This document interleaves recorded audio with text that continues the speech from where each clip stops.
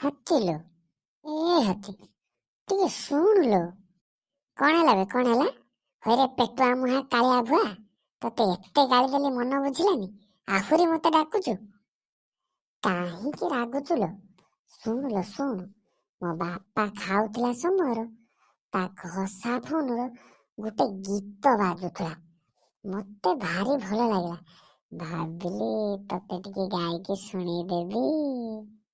ହଇରେ ହେଇ ପେଟୁଆ ମୁହାଁ ଗେଣ୍ଡା, ତ 14 ପୁରୁଷରେ କି ଗୀତ ଗାଇଥିଲେ?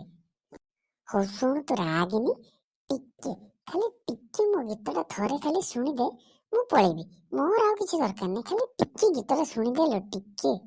ହଉ ରେ ଗା, ଗା ରେ ଗା କାଳିଆ ଭୁଆ ଗା, ମୋର ସିଆଡେ ବହୁତ କାମ, ତୁ ଗାଇ ସାରିଲେ ମୁଁ ଯିବି।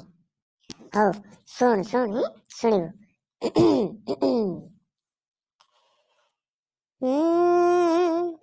ଗୋରା ଗୋରା ମୁହଁ ସାରା ରାଗ ଦିଶି ଯାଉଛି, ଅଲି ଅଳି ପ୍ରିୟାରମ କିଛି ବୋଧେ ହେଇଛି।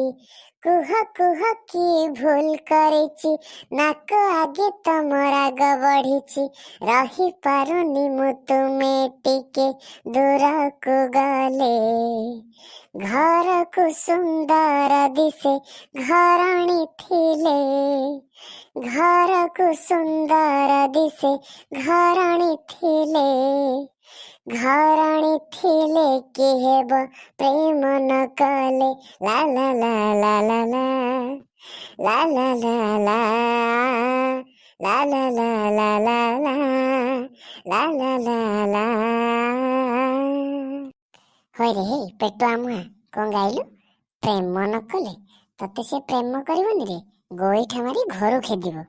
ଛାଡ ସେ କଥା, ଯାହା ବି ହଉ ତୁ ତ ଭଲ ଗୀତ ଗାଉଛୁ ବେ।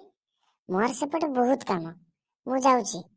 ହଁ ଶୁଣ, ଆଉ ଯଦି କେବେ ଦେଖା ହୁଏ ତ ମତେ ଆଉ ଗୋଟେ ଗୀତ ଶୁଣେଇଦେବେ ହେଲା।